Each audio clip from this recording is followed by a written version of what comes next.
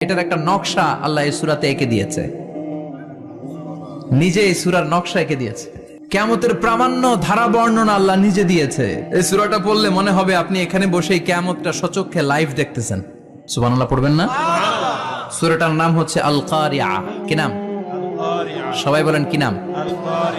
আল কারিআ মানে হচ্ছে বিকট আওয়াজ, ভয়ঙ্কর আওয়াজ, জাইগান্টিক সাউন্ড, বোম্বাস্টিক মার্কা সাউন্ড। যে সাউন্ড, যে আওয়াজ, যে বিকট শব্দ পৃথিবীর কোনো মানুষ শুনে নাই। The trumpet, the siren, the whistle, বিশাল এক হুইসেল বাজানো হবে। ওই হুইসেল বা সাইরেন বাজানোর ফলে বিকট একটা শব্দে গোটা বিশ্ব ভেঙে খান খান হয়ে যাবে। এটার নামই হচ্ছে আল কারিয়া। চিল্লায় এখন সুবহানাল্লাহ। ওই হুইসেল দেওয়ার জন্য, ওই সাইরেন বাজানোর জন্য, ওই সুরের ভেতরে, সিঙ্গার ভেতরে ফুৎকার দেওয়ার জন্য